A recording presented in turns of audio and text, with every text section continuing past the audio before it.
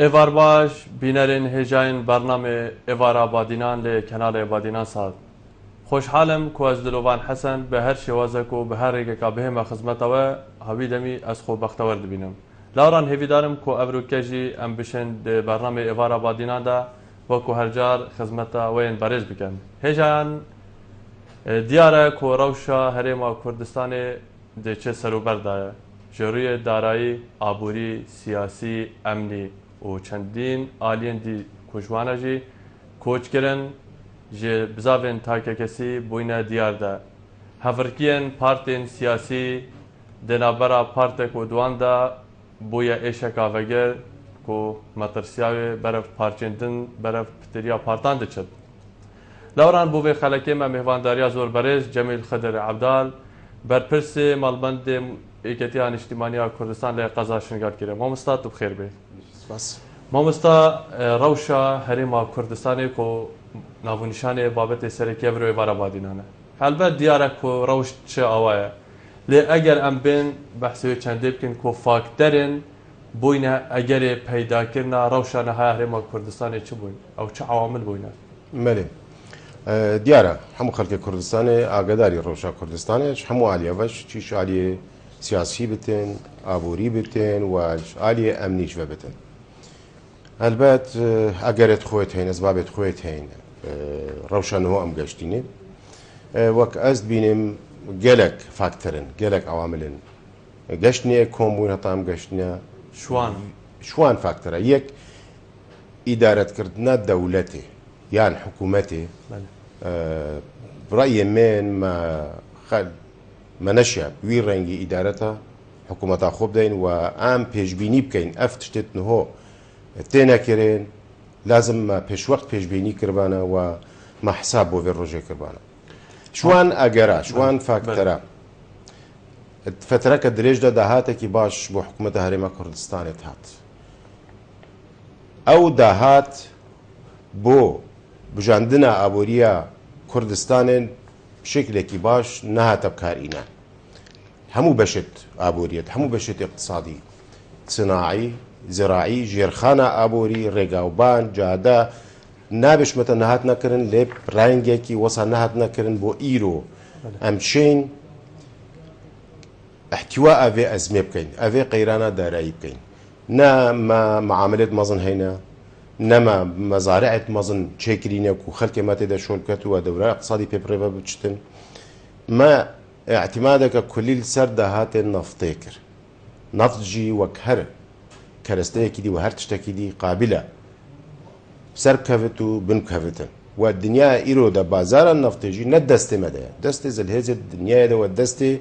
أوان ولاتتكو برهم نفطت إينا لو ماني هم وقتاجا أو فاكتورا فيت البيرا ما با أجر رجاك هات في رنجي نفط بيت أم دي شي كان ما تشي سرچاوي ديت أبوري هينا ما تشي سرچاوي ديت اقتصادي هينا ما براستيجي توي آلي دا قنت مثلا قندا أباكرنا قندا کو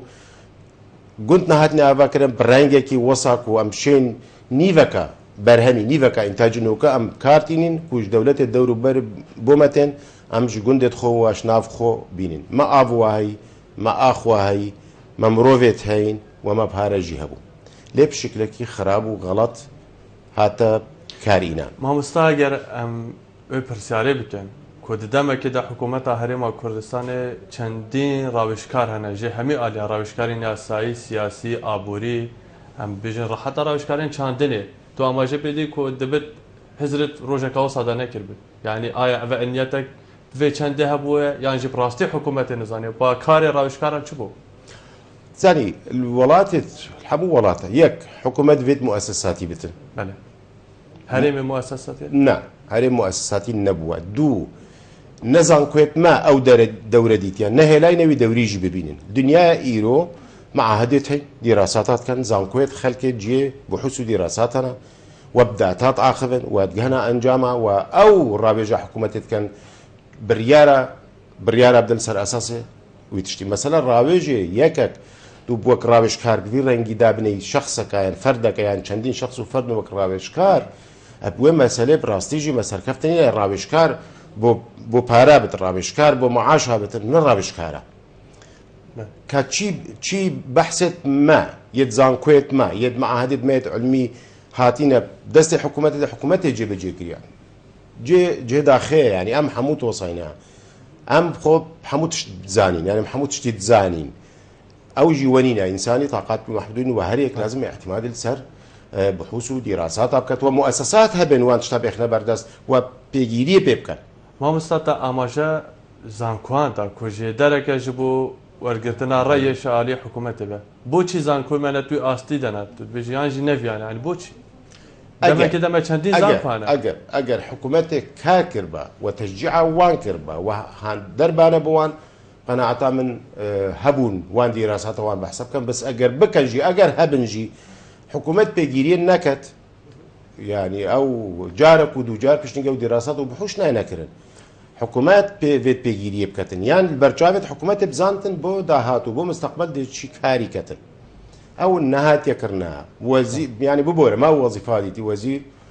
وزاره ده خب حمود شتي زاند مدير عام حمود شتي زاند او تشتكي يعني وصلنا تاك رويد برياردان ده تاكي ترمكي الاليه سياسيه الاليه اقتصاديه الاليه امنيه في ولاتي والشرقيه ولات بين مؤسسات بربيشن اجرنا هذا سمايكي ما تاكروي هرمكي بريار بيتدان افا بريارا از هم كس شتر زان مو بشترينا افا نابت اجي اجرن كو سيستم فاشل سيستم جندلي سيستم نعدالتي الولاطن ده طيب اجي روشالات نابي بلي خوتو زاني مثلا امل ولاتك نافي عراق وعراق الاحصائيات تفيد ما يدا ريزن داويه ريزن داويه هاتين مثلا جندليه وان وروج بروج رابورت درت كافن كو عراق چند هات هبو كردستان چند هات هبو دهات شلي هات چاو هني مسألة جندلي بشكل فظيع هبوا واعطانه كاجي يكتش جندلي بولاتك يا قربت جندلي دزي هاتك المحاسبة بيتكرم إنه كما ناديت ياك نيك هاتي حكم كنا نيك هاتي إناسة تلفزيون نيك عقوبة هاتي كرنا معقولة ولاتك هندسة على بريفا باش أف إمكانيات بار البردسي كسي دزدريجينا كربو مالي عام ممكنينا محالة مستحيلة ما بساطة أما جاب ملف جندلية دا از بارم ريخراوة شفافية نيف دولتي وريخراوة نتاوي نيجرتي أما جاب دا كود 2015 عراق هرما كردستان هیچ بشکش عراق حساب گیره عراقش بلا هشتی هاتیه ششه واتا ششم گندلترین ولات سر آست جهانی پترج 3000 ملف گندلیه دادگاه هانه لی چو کس نهاتی نگرتن باکی نه وی گندلیت کنه يعني بديت نعمل العراق جندليا المركزي هرما كردستان المركزي يعني اراده وانو بارت وزي تربو جندلي مبلغ زي ترجي هاتيكر ليه جوركش محاسبه هاتيكرنا الودركي عندك جوره تديد وزير الربي مدير عام قرتي وكيل وزير قرتي وتهاتنا حكم كرن بس الكردستان تشتغل هاتيكر سبينا حسي مجارك نظام رئيس بلديه بو تشتغل هات حكم كرن تشتكي وصاز بوركم بو اكرنا الفي ولاتي تشتكي وصنات يكرنا كسناش المحاسبه كسيكت مستعمل اماجي بان خالاندن ديسا بحث جندلي كود ديسا بفرحتر اماجي بدن كو بلگين بردسين رخراوي دولتي ديار كرينا ل ام بحث روشا ابوري بكن وكو ديار كونها قيرانك ابوريا گلك دجوار هرما كرسانه هر موجه بين حيوان جارك تدادن وات شوار زكيجي بتر بين حيوان جارك موجه فرمان بران تدادن آیا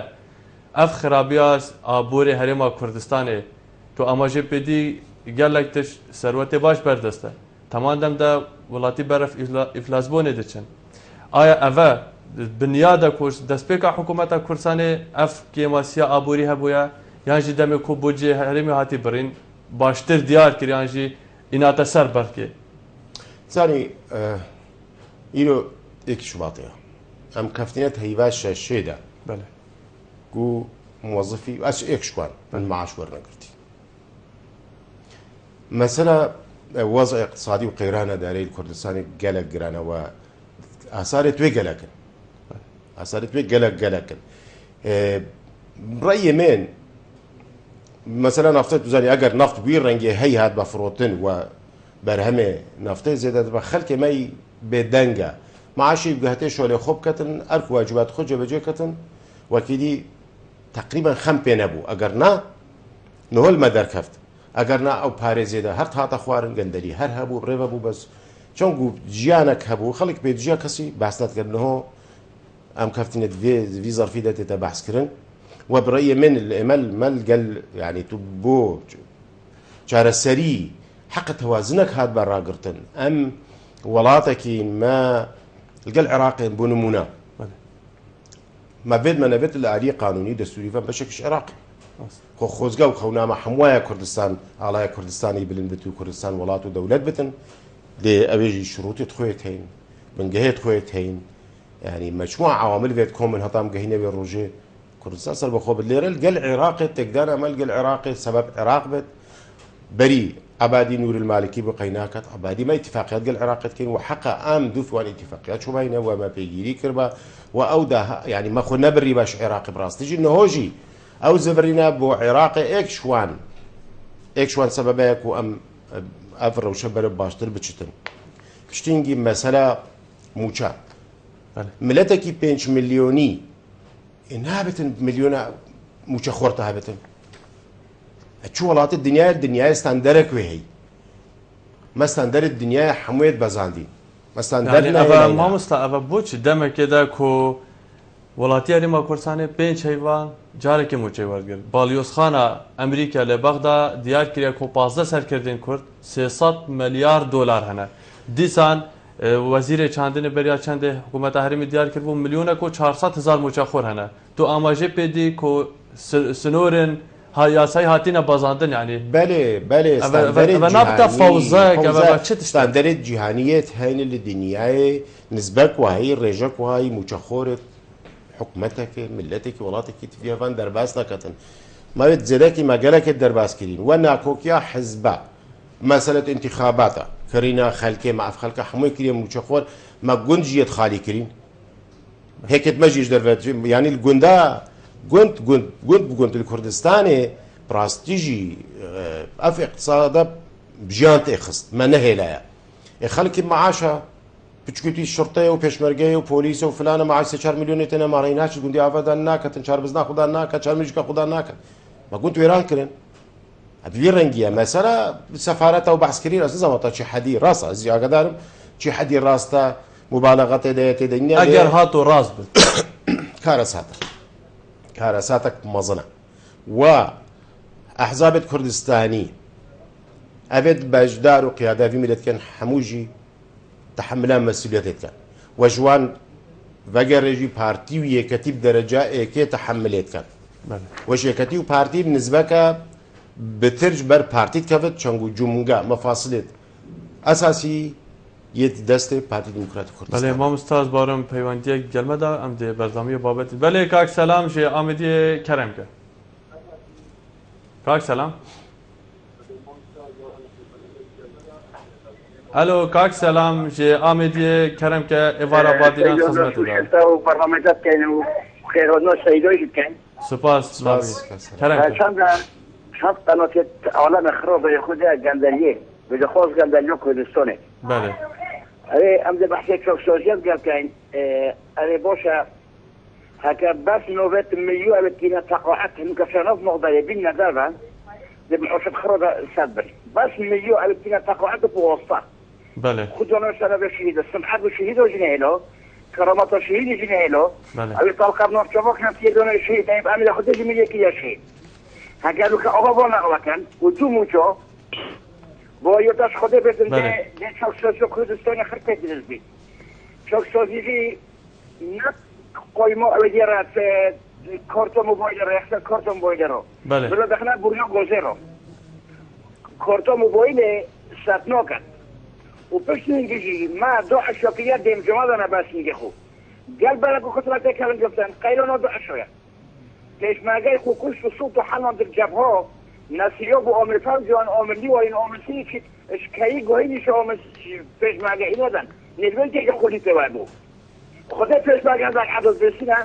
یه نسیاب میگید که نگه تشمینه که کردن حقا سامون از داد را آفزید 5,000 دینار رو اما پیشمرگه جید زمینان اگه با وقت تکجین وقتی مکمه ها که عبیز کبناوه گندالیت کده چارسه کن و چاکسازی کن بوما برای معاشی بشکل گوزه‌ای گرن برای دمت کرد زراعی سیاحی دو پیک مهاری کنی که بله و سپاس بله کاک سلام شی آمدی گلک سپاس بوان خالین کوتا ماجا پیداین دم بیت ام دی آرسای مامستای کن مامستا دیسان هر بحث آبوری بکن دیتا گوتن تورن جواکیل فیسبوکی گلک جاده رایا گشتی بشت اف روشاتی پیش پلانک کو پارتینز دا سالادار حکومت هرم کردستان خلق گریا موچه خورد دا کو چاو خلقی هر الوان بد آیت چند گلوه رأیه نا بس بار ناكم بوي برنامج هاد بتكرين كو مثلا هر خلق موچه خور بد خلق موچه خور او شولك كد برهمك هبت انتاجك هبتن موچه برانبري وي شولي وي كاري ورد لي ما مثلا موچه خورا موچه خور چند جوره تويت هي بون منازه بشمته پشمرگه ديرين پشمرگه خانه نشين ای باشا ات شورش هایلوله تقول لاني شورش نو ارجر يعني ابد نوكا وقت پشمرگه ديرين هاتنا خان نشين كرن دهان قات اضعافت وانا راس نينا دو شاهدن امزاك يبقى خلك ما يولي هاتي شهاده يبقى تمام هرك خانشين زي دار السياسي پیوندی دید گلمه در لیبونی و ده حوال سرخطه کاک بارزان جه کلکتی کرم که ورا باش براي برس ایوار با سرچاو کاک بارزان دس خوش التوراتات كم بخيراتنا ميفانيتا جيت كم راسي ازغوي خدامي ميفانيتا دس رازغوي عم وصل بيني نوكو علاتي رازغوي طاغفي بس من دبت السيار بوي هنا بله کرم که ساغاو شهری ما کردستانه اك شوان قلت كردستاني هما هل اك سر بخوي يعني وكو بيهم وكو عشائري تيما بيدخو بالرويا بله از السيارة كده كم او وكو مسؤول من البندك يعني غلطنا دول بله يعني الرولوي تشيا يعني تو ايش نوكا تفكير كردستاني مشتري حزبها بوقت شجرت تشتكي صرنا كيف اگر حزبنا قنا ركافتناكي ما بص او شي وكو كادريكي وكو كسكي ناف حزبها شولاوي تشيا افروكا او دور خلشي رونو اشكالنا كبش بابو ما حكمتنا بله بسیار دوی کاک بارزان ما تشيا دبر بس اغفني خوفناس كم بله ما حكمتنا ما تشيا سالنا ما دام ام خبروين هر كسفي بخورات تشيد يعني خبرويا ما دام وليهات ما شولاوي ويا شولا مسؤوليه من بندك يا مسؤوليتك يا سركردك شولوان شيا ما دام تنا تلفزيون قالك برازغوي تجنا خلفي تشتكنينا ما فالتونيا ما دام فالتونيا طاهين بوتشنا في حزب دادمن جنابي دوي دينا في حزب قران ودو جنا بارتي دا وسجنا اقدروا دا عذابين دركب ناف حزب دا خلشي شي دي بجريوان كاتو دي فيغان باليجنا ميتو دينا سرجارو قرافر انه ده كسر شنا شياو جدا بس زور بداخل عن مصعد بينين يعني هر سر كرداكي المسعود بارزاني بقرا حتى خوار خارج بفرق جوازي همي حزبه دجن قاندالي هي ودزي هي بلام زور بداخل عمل بيناك بس اغفتنا ما نفت اغفتنا رازوي دجن بمرونو اشكراك ده ام بين بله کاک بارزان مرمت بسیار که گشت اگر پرسادویت و آراستب که دسپازدار بم لیبونی و زبان پیوندی ما مستعمل بر سبب حوال پیوندی داین کاک سلام جی آمدی رخناوی چنده دیگر که سیستم خانشینی تقاعدی کردستان فوزا یعنی بشت او بشت تنی اگر چاک سازی تقاعدت مرید بکن کنابان بین داری خستن دروش باشتر بود دو گل چنده زاني نبس بالي من بوتا اشاره فكر مثلا پشمرگه ديرين پشمرگه كابن ابد بجداري شورى شكل وهات زحمه ديتي واسطيان بيت بريندار بيت شهيد حقوقتوينا كم اندام حقيويا پشمرگه واسطيان وبحالو مال خو دفاع جلي ولاتي كري حقيويا لي بس خلك الفان قولانا احتمال برانبري پشمرگه جي تشكوي القرتي نهو ملي پشمرگه بي وقت پشمرگه دينين وياتي خانشين كن وبعددك زور طبعا او يك جيا زندان السياسي اسك شوان بله هم فيرا ناقهين بس خلق بيت باش ورد سنداب وما بخونو از زنداني بوي ما فلان دري وفي سان نهاية كرني يعني اگر نوكا اوج بيت مايت برداني مثلا حفتي نايويت بيش ما برداني هم بيك فرون هم شين يك قبل قلمت ويدر كده نافت وراست خلك كديت وقت خده بريا رمادي بريا عمارة ونفي كريا بيت هين إلي عدد النهوتت وتتكرن صار تجاوزك يا هاتي قلت صار جاجرا صار قشاقشيات صار فلا هامي بنا زندان السياسي يبجي قالك مثلا خاننشني بشكل عام فوضايك او مبادئ تندانان نانا كنترول كريم راستي مستم دي بحث وان بيفران كن كاوتش مقياسن هندك بيوندي سر هلينا كاكشوان كرم كن دم باشتر سرچاو کاکشوان افتخارنا میوان هجات کم بخیر بید سپاس کرم ولی ما مستعجل از بین خلق کردستان بارابطر وان يرجبينه هذا ما في وانا حتى ردقي ما في وانا بس مديري ما مستعجل هذا دمويتي وبريجي هذا ولاطي ما دبت ام اشتغانيا ولاطي خوبكين دبت ام هاري كاري حجمة خوبين طنقافيا شو نقول برسرية كسي منت كسينينه اميد بينين حجمة ما ياجاشيا هنده طنقافيا وطنقافيا سروان بورن دبت زیر ام جی هاری کاری حکمت خوبین چون ما گلک نمونه سرنده این دمی برسرایی جی حکمت ما زور هاری کاری خلق خوبو هاری کاری حولاتی خوبو مدید حکمت ما نطو ایکیا چابو و 2000 یا چابو هذا همین پینگا بطوری حکمتی بون بو خلق خوب دمی هیده که آن پینج ما آجی ساله گیجین بشین بیجین هر ولاتی کرتت تنگا بیادا حكمت آجي خلقي وهولاتي وحكمت وراتي بشتغلني وراتي خود كان ام بين الكردستاني ام برو واجي يعني حكمت بس تجي ما زلت ام هاريكاري حكمت اخوين ام تجي حكمت اخونا راستين يعني راستك بكردان امريا راستا هكر موچنا بن جيان بريداناشي بس ام بين كودانا بحكمت ما يعني حکمت ما گله کاک شبان مرامات گشا کو تپشکش کری کاک شبان اگر کورتی بو ما بيجي ولاتي هرما كردستان چپ کت وقت بیش بلا هاری کار بس يعني بدنا تا چپ کت خواري کاری حکومت به اینم واندز گه براگاندن خلق کردستان زوری رجبینا نه گجبینا بله ما بونا حتى رتجي بله کاک شبان گلک سپاس کو تو گلمه دا بجدار بو مرام گشت کاک دوست کرم که دوست الو اگر دوست آماده بود الو بله کاک دوست کرم که شب خوش برام باشتر سرچاوه از دسته خیرات من میوان تاسیم سپاس کرم که دستوشی دو پروگرامی تاسیم راستی پروگرام اگه جه خدایا سپاس خدمت دانه کاک دوست رو شهر ما کردستانه تا چه حکومت ولاتی چه بکن بو باشتر کرنه الو بله دنگی تاتیل کاک دوست کرم که بله برام بچونو من یشمه و اف قیرانه و اف جندالیه و اف هر اشتکه یشمه و ابتنی دو حزبم اما اف هر دو حزبتها اوان موجد سر دیار و بین دیار و اوان حتی دو روزی سی روزی چو هی رگادی ابتنی اوان کسانه هیلن و او خوشک اما او خودشکن اما جندالی جاپانا پیدا داد بله کاک دوست جه قزازا خو گلک سپاس کو تو گلمه دا بو کاک جمال کرم که درنیتا باش باشتر سرچاوه کرم که خیرانا میوانی تاسیم خیر بو بادینان ساد سپاس روشا آوری و هرما کردستانه نبتنه او خو بیجید بیتویه او ملایان دیر سیاسی بوجا کردستان دیوید و که همیون دمانده خدمت و خلقی و دیستان پروشه گز شپیدانه بید لما وک هر جار پرنسیب کرد بودجه بلابرانی و زلالی بهیت آماده کرن و دهاتو و چوانی و مزاقتی و بلاف کرنه بلا حتی کنگی ده چاوری وان قانونت وانا بین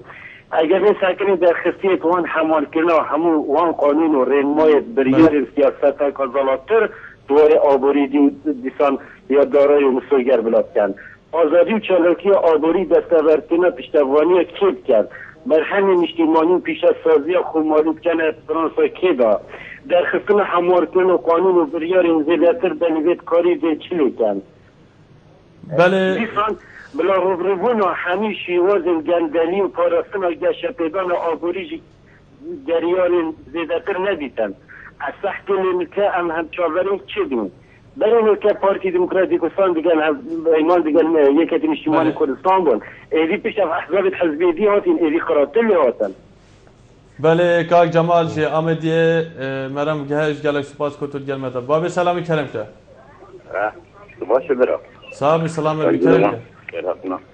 میوانی تاسیم سپاس کرم که دست خوشیل برام تاسیم خدمت دانه عزیز دوست باش بابت واسه چیه کاک دلوان بابی سلامی روشا هرما کردستانش آلی عبوری سیاسی دارایی امنی و بگشتی تا چه بیجی حکومت چپ کت ولاتی هرما کردستانی گفته روشا هرما کردستانی همه دست ما خوادا ما اگه هم خواهی که ما روشا هرمی چکریه دلوان چپ کن دیت ناته کردی ما بدید نامن همه حکه از خواهی کن يشمل بلند خوا شيكت اما خوا دبريفات شد نزا ايام بازنداش غيري خوا بكن بله اگه هم خوا شي نكن كتما بومان شنو كت بله باب سلامی جی قزازا خو گلک سپاس کوتر گلمه دا بوی عزيزي اكاك دلوغا بله کرن نسبت وان شدين اوت نسبت وان موچا بله دابش كنا وان موچد من بوكتان وانا بيجي ما تأثيرك اللي ببطان باب سلامی اگر دوباره گشته نگشتم تبارت موچه امام حفظا بله بيجي تأثيرك اللي ببط يعني فترة جديدة عن كم كرنك عن تذكرنك امام حفظا تأثیر که بود تزانين اكتر هيا خودی کاک سلام لگور جدرین بردست از بارم گشبین بوینه که حکومت هرما کرسانه گوتی نیف موچه ادینا مینت اف نیوادای که نیوادیش دیتا بلاف کرن سیستم نیف موچه هدیب جهن آینن لأنفيت زانن وكو دنجي عالم پیوندیدار دا خویدی لیتر ددن گلک سپاس کوتود گلمه دا بوی ما مسا کمکا پیوندیان هات ام خوازم کردی آماجه ببدن کاک شوانی دیسا بحث چنده کرد دیسا کاک بارزانی آماجه بدا گو همی کس گازندید کن گرتی اگر تو بجی گوتی رولی وکو برپرس مالبان دی چه؟ راستا زانی مثلا گازنده خو وقتت بتا گازنده بتا فشارك بتا زختك تا دوباره روشا خو درست کن خو وقتی بیش تلقى الحكومات هم تلقى الحكوماتين في روشة درست كات هم هاوكارين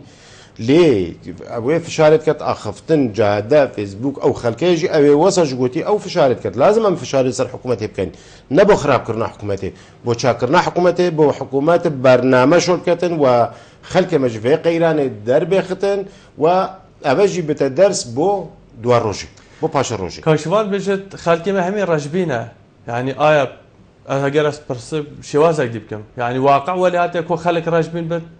يعني جامع خلك ما خو جاجبين بكت بكو تش امل خيري هبه اما مسألة جاجبينية ورجبينية مسألة كان نسبية راستا خلكي طنقابة يعني تو خلكي موشخور نبس خلكي موشخور نه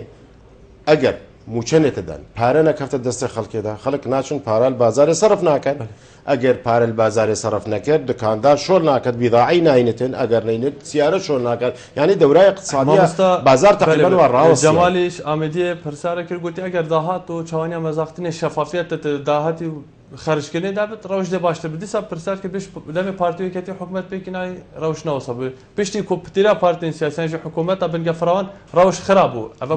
من نابینم هر سنه مفاصل اساسی دست پارتی اکتی ورانده یعنی ابي شو علاقت ببنده روش بفي رنگی شوي بیش متهرك برجا خوب قواري خو تحملها مسؤوليات يتكتل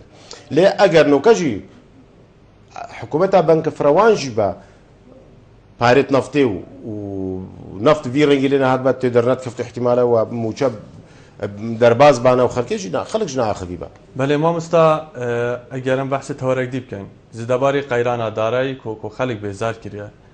کیشن هرما کردستان کوین زیق کیشا سروکاتیا هرمه بو اگر افلیج بونا پارلمانی و حکومت تاوراده رگیری سروک پارلمان چندین وزیر امشن لگوری بوچونان حکومت و پارلمان هاتی افلیج کرن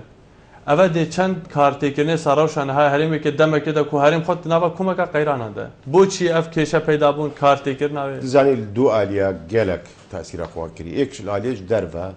ما نمونه بو پروسه کی دموکراتی بو قواره کی دموکراتی باشوری کردستان هادو چه کرن و ما سربلندی بحثا نمونه دموکراسی و همیشه دموکراسی کردستان که باشوری کردستان کرد اوه مسألة برلماني كشرعية وقت ودر كده وخلق كردستاني شرعية وضعي برلماني بدي رجالات يكرن مال آلية دارفا زرارك مازن مادي تو دي بينينجي آلية دوي جانب دوي نافخوب خو باوريا خلق نايت باوري تتشكاندن و برلمان جي بريا جي اسا دانانه جي تشريعيه نهو وقت برلمان ویشی وی بده تشریع نه تکرن قانون نه ندانن اگر محتاج بون گوران کاریاب بو و چاک سازیه اگر محتاج بون گوران کاریاب کن حکومت اندک تشتت حکومت دسلات نینا چون گو بریار قانون و هات یکرن نه بریار قانون و هات یکرن وقت قانون بیتا گۆڕین باش ئەگەر پەرلەمان نەبدە چایانێ گۆڕین یعنی شۆری حکوومەتێژی تڕاتوەستێت بتە تەگەرت ڕێکا چاکسازیژە ئەگەر بێن هەندێک بریارە حکوومەت دەربێختن بۆ ئیجرراعاتە بۆ چاکسازیە بۆ کۆمکردنا داهاتی بۆ بەرامبەری گەندەلیە بۆ هەر تشتێکی هەبێت ئەمژێ قەیران دەکەوین تاکە سەرچاوە بۆ تەشریع و دانانە قانونی پەرلەمانەوە کە پەرلەمان نینە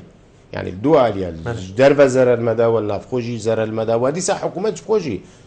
حكومات بفيرنجي حكومتك وكاربكرا حكومتك يعني براستيجي توشي أزمك يا ابوي توشي قيرانك مزني ابوي مامستا بيتيفيت كرد في روشي دا حكومتك كردستاني ان او كسين كوبينا اجري في روشي يعني بيتيفيت كرد في روشابا؟ نعم قطعا نعم قد بتفينا كرتشت ديالوج ام ما الباشوری کوردستانی و هەموو کوردستانی ما دەرەنجامێت شەریەت دیتی کارینانە چەکیت دیتی و کەسی خێرژێ نەدیتە تەنها و تەنها تەفاهم دیالۆگ شۆ تێنە حەلکردن مەشاکل تێنە حەلکردن نەڤی ڕەنگێ دی دووەک بەرپرسێ مەڵبەندێ شنگالی یەکەتیە بۆ چۆنە ئالیێ سیاسی یەکەتیە کۆ ئێکژێ حزبێن سەرەکیین هەرێما کوردستانێ بۆ چۆناوێت چییە خواندناوی بۆ بێ ڕەوشانە هەرێما کوردستانی تایبێژی پەرسا سەرۆکاتیە ئیفلیچکردنا حکوومەت و پەرلەمانی یەکەتیۆک حزبەکانە بژیوان تێتە مەیدانێ تزانی شەواز دەشم ناوێکەتی نیشتیمانی کوردستان وەک سیاسەت دیتناتە یەکەتی قیادەخوای و ناتقی خۆی هەی و ڕەئی و بیر و بۆ چۆنێت یەکەتی سەر ڕەوشە کوردستانێت واضحن المیدیاژی و المقابلاژی تێنە بەحسکردن لێت وەک ئەس بینم پەیڕەوکردنا سیاسەتە یەکەتی نیشتیمانی لەگەل هەندەیە و ئەوان مەسەلات ڕێیا دانوستاندنێدا و پشودرێژیەکی بێنە چارەسەرکردن ئەگەر نا تشتێکی دیت بەرژەوەندیە خەڵکی کوردستانی دەنینە جە چیل پارتی و گۆڕان بێت چی پارتی و یەکەتی بێت هەر حزبێت حتا حزابێت ئیسلامی درێیا تەفاهەمێ و دیالۆکێ و ئاخفتنێ و کێشە بێنە چارەسەرکردن و چوڕێکی دینە حەلن و یەکەتیژی وێ سیاسەتی پێڕۆکەتە بۆچی مامۆستاز بارومش 12 هەیوادە 2015 هەتانها پەرلەمان بێ سەرۆکاتیە هاتیە فلیشکردنا حکوومەت یعنی بۆچی هەتانها چارەسەری نەبووینە زێدەباری و چەندێ یەکەتیان نیشتیمانی کوردستانی کۆک ناو بژیوان چەندین گەرن دانوستاندنان کن ئایا ئاریشە ناوبەرە تایبەژی پارتی و گۆڕاندە هەند دژوارە هەند کیرە کو چارەسەری نینە ئەس تێناگەم وەڵا پارتی و گۆڕان توختی خۆدا چەندین ئیتیفاقیات و فلان و ئەیەکشوان ئەگەرا بوو و حکوومەتە بنکە فراوان بێتە ئاواکردن و ئەم گەشتی نەوێ دەرەنجامانەوە ئەم گەشتێ ئەس نابینێ بووی ڕەنگی یاک تشتە مەسەلە ڕێڤەبرنا في وڵاتی مشکلێت تێدا هەی ناکۆکیەت هەن و خلافە ینی خلافاتێت هەن و اختلاف وهەی یەکەتیژی و گۆڕانجی و ڕێڤەبرنا في وڵاتی بڤی سیستەمێن نهۆ دەرەنجامێت خراپن ینی بەڕاستیژی مەسلەی دیموکراسی مەسەلە سمعەتێ کورداش دەرڤە بی ڕەنگی ئەم دێش دەست دەین و حەق بە ئەم نمونەک باینە ینی وەلێنێت ئەم نمونە بووین هەموو وەختە مە شانازی خۆت کرد و ئەم باشترین عێراق هەموو ڕەنگە ئاڤادانیە مەسلە دیموکراسی مەسلە حقوقیەتی ئینسان مەسلە عەدالەتێ دەورەی یاسای وەلێ بێتن گوێ ڕەنگی لێ بێتن ئەم پاشەکشی بکەین تشتێکی خراپە حکە پێنگاو بۆ پێنگاو بەرە پێش شوباینە نعم نوكب تشقين واقع أكيد وضع كده حلول برنا بين برلمان نبت حكومة نبت وضع إداري اقتصادية بدجمنا كي سرسخت شكل برابري ما موستا أم تبحث داعش يعني أزبارم تجي أم هجبت الدجمنة سرسخت كو تيرورستين داعش هزن چایدارین هرما کردستان کو پیشمرگه و دیسان پارچندنجی هزن کردی شاینه تا که حزب سر است جهان برهنگاری تیرورستان بنو سرکفتنه اجتماع بکن خواندن آتا چی یعنی بو شر دیجی داعش کردان سرکفتنه اینانا آیا اف سرکفتنه چند بنا اگر کو جواکی نیو دولتی دا سنگا کردان باشتر ببد جوان قوتر ببد آلیا کیفا کردستان یلجر هرشی دبو ناچارە هێزا پێشمەرگی کوردستانی و خەڵکی کوردستانی دیفاعش وڵاتی خۆ بکەتن و پێشمەرگەی ئەو دەورەی دیتی و کێم شەهید مە نەداینە لە بەرامبەری شەڕی بەرامبەری وی دژمنی و پارچەدیژ ڕۆژئاواژی عینی تشتی تو ناچاری بەرخۆدانێ بکەی مقاومێ بکەی و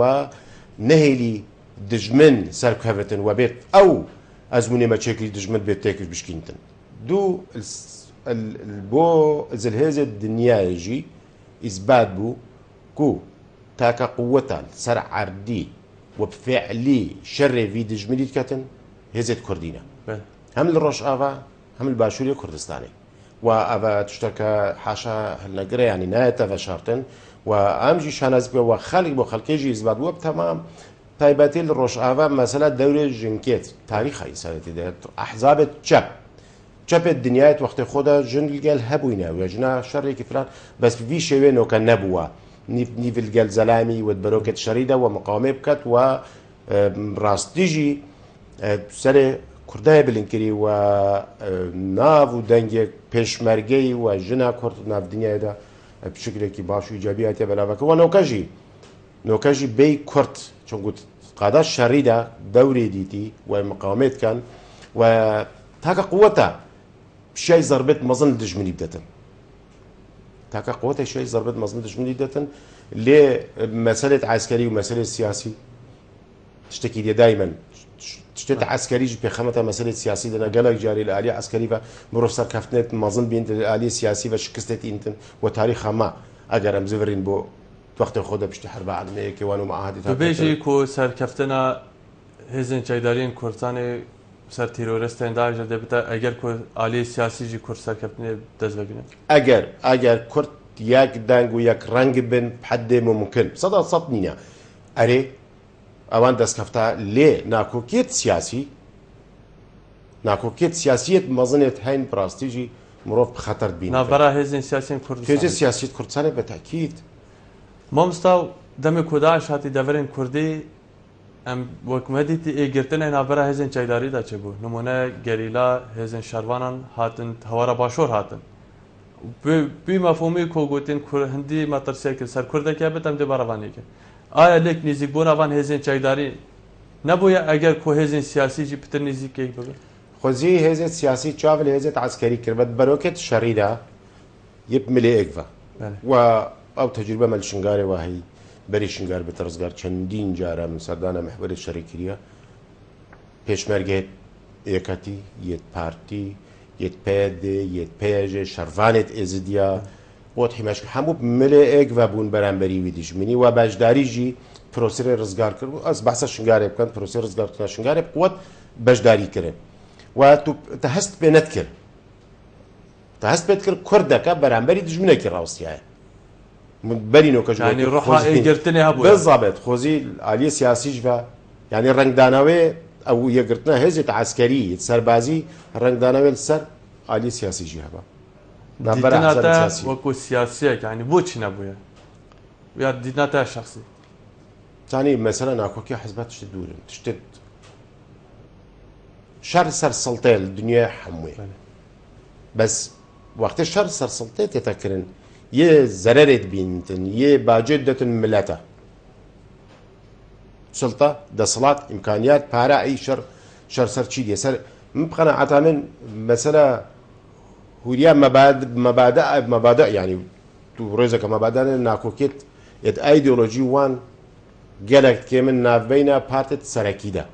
Li aliyê îdeolojî ve nînin. Li aliyê imtiyazat û mazniyatî û cîgirtin û ev ê zêdetir ne. Eger na naçta qalibê berjewendiyê de. Belê. Ez ê bijî wî qalibî de ne li ser efkara ye. Ne ser mesailê îdeolojî mesela berê تديت مثلا تشافوا راسي تهين ماركسي هبو افا برجوازي دانا افي هاني انحرافي دانا افا احزاب الميت كردستاني نلسوي اساسي ناكو كيتوان نلسوي اساسينا يعني مش فهم كون غير دربازه مد مرحله قوميه ده مد مرحله كده پیش بینده دکم برو درزبونا کیانه کی چیه کین او ناکو کیت سیاسی اگر برجواندی تاکی و حزبی و او نبن رجادی گلک کیما مامستا از پرسیارا کم ل برسف دمین پشتی کو پیوندی هاتا گوتن کو اگر کرسن ایکن حزبات گلی کم ببن دارشه چاره سر بن هفتیا چوی سر آستن بلند کمبونه کاتا انجام دان ل خواندناتا دبو کو دیتناتا کو دیو کمبونه انجام هبن یعنی لجنه هاتینا پکینان ل پشتن و پیوندی ورگرن سهام کرم که از بارم سهام نماکاک عبدالله کرم که الو شباش سرچاوا سهام خان از بارم جارک دید گلمده بشدار بو کرم که سهام همشرات نامی غانمتم سپاس کرم که خودی هم جی سر به راشدی آفین قرآن ام کردار فقیرن هم هیویدارش حکمت کردستان بیچه که برای خودت فقیر و جارا حالی که داره خطی فقیره حالی حجاره نه ارزاقه نه کاره نه آبه. تو چه داخوازش حکومتت که سام خان وقت آماجه پیدا که تو کریداری و روش خرابه داخوازیت در سرکی؟ بله هم هیویدارش حکمت هاری کاریا و فقیر و جارا جکن. بله سهام خان گلک سپاس کتود گلمه دا بجدار بوی مامستار ام دی برسوادار که پاشی سر بوچونا ساملی حوال آماجه بدن پیوندیه کادیه کاک عبدالله کرم که الو ایوات باش سر جواب کاک عبدالله کرم که بله خلط من يبغى نتكلم. سپاس نافی بله من دو بيصير بيعنا. بله کرم که بله عف رف شهرين يعني ورف غيرنا داريان بوجين كان باليه. اگر بس دیگه خوب چک بلند ترکی کاک عبدالله بله ايه کرم که بله عف رف شهرين يا وكان بين غيرنا داري. بله عندك كان بين مشاكل تأكيد عندنا متخيزان ده أول كم نجس ديوري بنديوار. زيارة سير أول أجر حكومة هرمي بزاف بلاش نجتن بوري بيبونا جام دالية كردستان دي بركتي وشيتن. دارني في كردستان نوبي نبوني بنا والله تجوي مثل مصر حكومة ما هي تسربورة ديوار نجر. بله وزيارة دويجي إيك نجرتنا حزبولة يعني تما. بله نوبي تهانتره كدجمنة كرداد دست. بله کاک عبدالله جی آکری گلک سپاس کتود گلمه دا بجدار بوی ما مستاز بارم پرسیار کاک عبدالله رسایی تکر هر ابو که بحثی اگر هاتو ایگرنا برای حزب سیاسی دابد ده چند سرکفتن سر دشمنان دابد لیاز بارم هر نیزی که بسیارمه ما مستا برسف کو آلی سیاسی هفته چوی سر آست بلند کن بود لجنه هاتا پیکنان کو آرشه بینه چاره سر کرن دین نادا ده انجام چاوبه زاني نزانم از وقتی بحث لجنات كم براستيجي از جد وجنق چاوان جانا خود يعني وقتی هر شغل حل نبود تدید دست لجنه که کرن و لجنه جي نزانم در انجام توان نابن يعني هندك تشت واضح ان كردستان واگر وين جارب كان وين جارب كان بمجامله بچن رون المجامله كدوب كانوا فلان وكان مشكله بيرنجي حل نابن وضع كردستان ندوي روشه ده براستيجي مجامله كدوب كان يك زايد يك ساي دو فيت اف مشكله بين حل كان ملت جابريني قياده احزاب كردستان ملت جابري كريارة يعني چند زوبيتا كرين املك بدنا خلكي باوريك ثقتك بدنا خلكي ما ولي هاتي بلا بشن ناف خلكي ده احزاب كردستاني ومصادر خبلا كم كان خلكي باوري تشيب ممايا وقت باوريش دست ده وقت ثقاش دست ده تشتكي قالك خطرناك اسهر حمو وقتها كادرت حزبه شانو بالت حزبت خول بدين او مساله كدي بس ورا ناف جماوري ناف خلكي ده ناف خلكي فقير وجار ده انه كبحث كريه معاشنا يكريا خاني خلك خدان كريا تنسى الشارع يت بازار ور راوستياي دكان بچناب ده كريت خودن دكانت خود گرن يعني استصورت كما يكي وكيمن خانه نشین و معاشکی باش از وی روشه دم ای خوارتر خدانه 500,000 600,000 کری چی روشاوی چی و حالی چیه ما مستا گودنک زانا که بیاوی سیاسی در بشت اگر هاتو باورید نابرا حکومت و خلکی دانا ماردت حکومت شهر تشتی بترسد نهاجی وکو دیار باوری کم بویا کارتی کرنا وی تو نبی نبخ گلک ما ترسیه گلک بوی وقتی زانی هندک تیشت مروف هزر ناکد وقتی حلق نبت تقیت نهايتها كنترول كرن تروح شبيك بتشتن يعني نزانم اگر بوي خطر نبين خوزغا شو جرى الكردستاني چون قلت زاني يك اگر بونا دجمن بونا داعش السر هرما كردستاني اك شوان اگر خلقي خو بيدن كري وعندك ساعه قبل چون دجمنك هيني ديش نافشت دس كفت حطانو كب دز بينن حمو ديش نافشل وخلق محاولات ام حمو محاولات كاين خلكي آرام كين وضع خلكي بكين دابا حلبتن إيلو الصبي روشو صنامينتن بس هتا كنجي بس دو وصلت شتا سري ناش تسري هتا كنجي فيت زول في خلكي بين الدانك وفي روشيت برب حلكي يعني ولا بيت الفيسبوك اوان مزجيني والله معاش هات يعني تشتكي هر عيبه براستيجي عيبه يعني بو مزجينيه معاشه استحقاق خلكته بكم مزجيني كود معاشه حموجي جاب ما حموجي ده كان يدته وده كان توزيع كرت اول ما بيت كردستان كل سر يعني ما نهلا شو شيبتن ما ليبيا نفطه بشتنجي غازي اللي باشا كردستان عرض كردستان بيتو بركته ابا كزاف مواهي ما خلقي هي ما فلانه هي ظروف الجويت مناسبا باشە بۆ ئەو تشتە نەبتن بۆ تەجا خەڵکی بۆ چاندین نێتەکرد بۆ هەموو خەڵک موچە خۆر و مەعاش خۆر بن بۆ ئەم وەسەڵی وڵاتی بکەین بۆ بێ بەرنامەیی بتن ئەvێ ئەنجامێت توێ و ئەنجامێت خراپتە ئەگەر زوو حەل نەکەن حەلوولە وەرنەبین ڕاستیجی ئەنجامێتێت خراپت مامۆستا دەرئەنجامی ڕەوشاهەیی دیاردەک و بزاوێن تاکەکەسی بوون بۆیە ظاهیرەکە گەلک مەترسیدار ئەوژی کۆچکردن خەڵک ژێ تەخ و چینن جوداش هەرێما کوردستانی ڕاستیژی ڕەڤن یعنی گۆڕوان کەسێن کۆچووین چپڕێکا پەیوەندیە پر کەناڵێکی پەیوەندیکردە بێژن ئەمت ڕەڤن وڵاتی هەرێما کوردستانیش چەت ڕەڤت بەرەف چارەنویسێکی نەدیارچ ینی مەدیدت دەریاندا خەندەقی ڕۆژانە مخابن مزگینێت مرنێت هەنەوی وڵاتی بەری 2 ساڵە خەلکێ لەش دەرەوە دژیت حەسوودی بمەدبرن کارتکرد بزەڤرنەوە بێنە وڵاتی خۆ نەهۆ ئەت بێژن باش بوومەوە نەکری بۆ vê rewşê we عکس çê bû bêcarê lê şaw yanî cumla xelik wê li ser rêya we kes me jî neşêt bêjit neçin ailê xwe das neşin bêjme kurê xwe neçe wê welayetî yek sebebê here esasî ne mesele Daişa bîdayetê Daeş bû eger tasîra wê li ser êzidiya mesele Daeş bû qenaeta min xeteriya Daeş bi wê rengî li ser xelkê nemaye wek xeterî داعش وات دفاعي دا داعش وات باشكشي دا لي روشا كردستاني نبونا موتشي ونزان مستقبل دي تشي بتن الشرق الاوسط منطقه دا جاري نزان روج دي كي اقاربه تشتل سوريا تركيا شر الحمودره واخفت انت لكن خارطه الشرق الاوسط دي تغوهرتن غورانكاري دي تشبد في حالتي دا بو باشروجا كردستاني لخلكن نه معلومه دو مسألة اقتصادي قالك تأثيرها خواكري هر قالك خواكري ومسألة هر الرئيسي متمانة ثقتاش دزداي خلكي كثقاش دزدا باوريش دزدا باوري قيادة منات باوري بحكومة الناتن نتيجة ديش نتيجة أو دي أو كوش برابر بيدركي اللي هي شم قالك نمونا بينم يتناسط من بش برقة معاشي 500,000 سشار عائلة بيتي هەیڤەکێ نەهات دو هەیڤە نەهات سێ هەیڤە نەهات نایەتەکردن تێلەفۆنێکی لێرێتکەن ئەم گەهشتین ئەم چوینە کەمپێ خانی دامە پارە دانەمە فلان دانەمە تەبان ئەفە تەشیاکە بووان و یەک شتی ئەساسی هەیە خاصە وڵات ئەوروپا و تایبەتی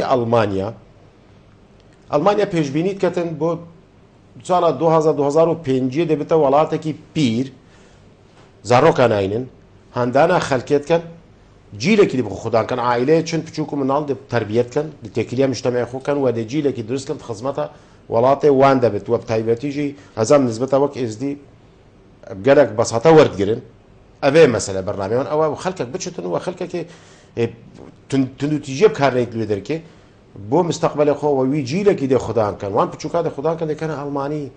و دوف دێ گونجێن گەل مشتەمەی وان و دەبنە ئەیدی عاملێوان دەبنە کاربکەرێت وان شۆلکەن بووان مامۆستا شەڕێ دژی داعش پتیریاوان شەهید و بریندارên هاتیندان ji Çînên hejara bûn Çînê normalên civakî bûn dîsan evê beref ji derve diçin derya taybê jî heta bêjin derya êce goristana koçkiriyan her dîsa xelkê feqîr û hejare yanî bûçî demekê de ku tu amajî bidî Kurdistan xêr û bereket e ji hemî aliya be teman dem de welatiyê wê baca serekî didit yanî gelek kesa gotiye em ne ji Daeş û qayrana torane em torane çünkü me gelek dişene lê hemî berjewenda me denîn boşî xelk vê zarî bêde Kurdistan xêr û bêre bes ne bo xelkê feqîr ne bo xelkê feqîr eger bo xelkê feqîr be vî rengî nedbû bilem rastgobîn gel xwe rastgobîn gel xelkê xwe xêr û bêre bes eger xweşê jê nebîne tu çû pê negehet û leşê zargirî xwe xêr û bêre bûyî çi ye Kurdistan xweş bûyî çi ye بوين نلازمه وكي تدا نجد وكي سربلن تدا نجد وكي فرق جدائي هبد وكي عداله اجتماعي نبد وكي عداله القانون يجي برامبري خلق فقير ويدي برامبري قانون وكي كنينه ايكي فقير ايكي وكي من برامبرين ناسن دي تليفونه كي بو حاكمه كي بو فلانه كي ابو وصاب كي فقير دي شد برداري حكمه هاد نهل بشتشوري ابو واقعك الكردستاني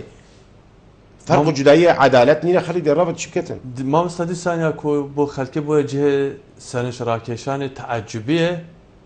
بدنجا حکومت هرما کوردستان برانبر کوچکردنه و وان فتسینا وی خلکی تفتسان کوروجانه جنازه تن هرما کوردستان حکومت چه هلویسته که رو نبوده هەڵوێست نابێت چەنگ و چوپێ چێنات حکوومەتی ئیمکانیات نین مەعاش نینە پارە نینە چوپێ چێ نابتە نەشێت خەڵکی خۆ باخم نەشێت گەر خەڵکی باخم چی بێشتە خەڵکی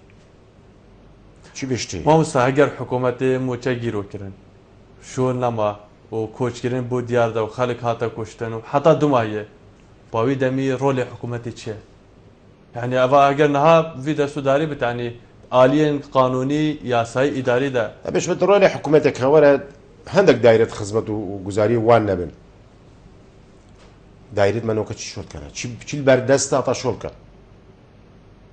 چی پێچێت بتە بکەن کارە بوو کارە وەزع کارە بێ ئەvێ ڕێگاوبان ما پێشبینیت کرد هەرزوو نابینە هەموو مەحافظە و قەزاوان بنە دوو سایت و فلان و ئەو ئەف قەزایەت تێناکردنێ بترش ئیجاب حادسێت فڕمێنێت ئەگەر تو ئەحسایاتە ببینی ئەوژی نەهاتەکردن نایەتەکە مەدام و دەستگایەت حکوومەتی نۆکەیت فلیج بووین شەلەل بوون شۆڵ نایەتەکردن چوجیا شۆڵ نایەتەکردن ماگە بوجە نەبوو ئیمکانیات نەبن لێکی شوێتەکردن هەرە ویزارەت ویزارەت ئەگەر پارێت قەحوی چای هەبن چاکی بەخۆن و قەحوکی بەخۆن زێتر نەمایە مامۆستا ئەم بەحسێ قەزا شنگال بکەین کوتۆک بەرپرسێ مەڵبەندی یەکەتی لە قەزا شنگال ڕەوشە شنگال پشتی ڕزگارکردنەوەی تیرۆریستێن داعش بێ چ ئاوە ژێ ئالیە خزمەتگوزاری و سیاسی و ئەمنی شنگال پێتیوی بچایە من یەک تشتیت بێژم وە تایبەت بۆ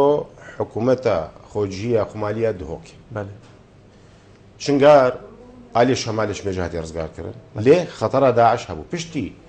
خەتە ئیستراتیجی و قەزا شنگاری هاتی ڕزگارکردن لێ 140 شنگار وامای شارکەنج من جەماعەت مەزن و دەها گوندێت ماین ناتی ڕزگارکردن بەس لێ ئیمکانیاتت هەین 150 خەلکی شنگاری بزڤرتەوە وأفزخت السر حكومتها ماجي الفيري والآلية اقتصادي الآلية جواكي مشاكل روجانا تشيد بالكامبا أفجي دي كيمبن أجر حكومتها ما عندك خدمات نقلك مازن جيت بسيط جيت بيشكش كترأي من آلية شمالي وهي باشش وهاف بشتي خلقش المدرسة خلات شو الكامباجي مدرسة فيكين زارو كتوان شنو مدرسة نشنو كبر شنو موسم زستانة بس بو هي بينجو شش وحفت وأجر هاو كاربن عندك خدمات البلدي مثلا افيا خطا كهرباء برين كهرباء بدني مثلا ارزاق يعني مجموعه بيداويستيات خلكه لو دركه دابين كان تشجيع عوام كان بس لي باوري ما رجاك قالك ما ظنش خلكه بتشتن وابزخ تجي سلمان مين توا بو مستقبل الشنغاريجي دي بتر ابدان بتر همسا دي سانتو شي مسكيني بدو كو عاليه امني و دي قف لسر شنغالي نما سرق بلي كود بن كنترول بيش بجد بجم شمال اليس فياليا تشي شنغاليا كنا حيا سنونه و 4-5 مجمعة مظن يتلي ووقتي داعش جناح تشياي نزيق نوكا جالكي دور كفتي وخطر السر شمال شنغاري نما شنغاري بخو جارد جاء افدانين نچو مجمعات وقندد ما يدس داعش دا قصب مركزي قضا شنغاري جاء افدانين نينه وخرابوي وكافل بوي قايم جا قال بشين عندك دامو دزقات حكوماتي وخلكو بيشمر نقطه بيشمرجيه تدجاري او مرحله بيت مرحله دي شنغار بيت رزقال كان يجي دس ابدانيه شنغاري كان شنو نهوجي اگر خطوره تاوي كان بداعش بيت بس شت مفخكي بركات شت هاونا نوكجي هاون كان شنغاري اگر بين نبي اواي لا طبعا نبي اواي بس خطر سر شمال شنغاري قناعتها من او خطر نما لا حكومه هرما كردستان و ديساش لا حكومه ناوندي و کوشنگاري جدورن جهنا کوكيانا هیچ تا ایک لاین نبوده وان هر دو حکومت حتی چه بوان دورین رزگارگیری کردی زاني خدمت گزارینی هر تشت تذكر وك هاوكاري ام اقداري انجمنا محافظه موسلجي ومحافظجي كونتاكك مال قال هاي القلوانجي بوجي وانجي ندايا جبركو يا موسله حكومتها مركزي قول بوش صدى ده بدتش صدى ده شوي صدى دهي يعني بوجيكي وصى ترخان نكريا وان يعني عندك خدمته خدمت گزاري ويتخزنت برنامج خويا كاري ده ميزانيه خودها بو شنغارجي مسلي ده حكومه مركزي بارنا داينوانجي ما مستا نشن شو كان اجر بسياره داويه از بكم بوچي نها تایبت پشتی رزگار کردن شنگال انجام بهش هاتنا داشت شنگال بویا میدان هاورکیت نبرا پارتین سیاسیین هرما کردستان انجام پارچدین کردستان دو کوته تدیدن کو هاورکیه بوچی مسألة بوچی زهی مسألة احزاب یا و پشمرگه و تایبت بوچی تایبت شنگال او خودش تکی خرابه عمل سر خطی بنو كل شنگار وضع الشنقارة تحملناك تراسيج ناكوكيت أحزاب بكفدة بدر كده وكتيجي وكي كتيا من بدر كما أو دولة تيكو أو ناكوكي برب روان يعني برب انفراج بتش نمين نشنقو هم شنقار كارسات شنقاري جلك مازنا جنو ساعتها بشنقاراتك جلك مازنا هطا نوكجي يعمل بيوان بهزارة كتشو جند ما يدرس داعش دا بهزارة نوكجي روج بروجي مقابر جماعية درت كابن إن جام بين ناكوكيت حزباجي السر وضع الشنقاري والشنقاري تشتكي معقولة بيتكرم راستيجي وحمو بالتفاهمات بينكرن أجرنا اسنابش مثلا ناكوكي نبوينا هبوينا اللي تشتي باش دلخوشكر ناقش نوي آستي كو ببنا مشكلة ونوكجي بس كم خافترن سسترن وهيفيدارين قط وقتجي الحمو باش كردستان نجهتا ناكوكي نجهتا بدرجة بليك دانيان شريان فلان وبتايبتجي الشنقاري كتحملاي وضعنا كتر مامستا اگر تشتاق بابت من برسيارة ويش تانا كربت تشتاق معي سپاس ناولا از زانم بو ما حكومتا كردستان حكومتا ما وما زحمتها بذبري وما خونا رشدي يعني وقت ام متعاقبين سر اداءك خرابه النشيه كاري خب درستي بكن يعني برنامج بو باشا روجينا بوا افش ياماش دل بيفا خم خوريش دل بيفا بونا ما براستيجي جركا ودفيت جدي وتنزيك دا تشاركي ببين بو بخلكي اجرنا وضع روش هو تحملت كان خلق هو تحملت كان و يعني جداز دار كيف تخلق تحمل زيتر نهايتها كرن حق زو يعني باهتمام ورقرن وبين روش برب تشار السر كان اجا مرحله بمرحله جبتن بس وقت تشتكي بيجنا خلكي القال خلكي خور راس جوبن تشونجو براستيجي او متمانجي نمايا يعني بيشتا موظفي معاشي دي هندي دمتا بس معاشي دي دين السرما وولي هاتي باوري نمايا بارد خلقي البنوكا باري خوي دانا بنكيش تو بنكي باري نادتي دي باشا زي محتاجو من مليون كواهي البنكي واس ايرو محتاجو ليش منينا روش افير روشك خرابات في دارم زو برنامج هبت وبرنامج شخصي هبت وبشين غير روشي قناق برو باشي بله جميل خضر عبدال برپرسه مالبند اکتیان اجتماعی کردستان لی قزاقستان گلک سپاس کتو میوانه ما بجی سپاس بواجی بله بینرین هجاین برنامه ایوارا بادینان بینرین کانال بادینان سال و جارجی امادنا داویا و خلکه تا امهینو برنامه کدی و بابت کدی کردستان کا آرام روشکا باشتر شاد بشید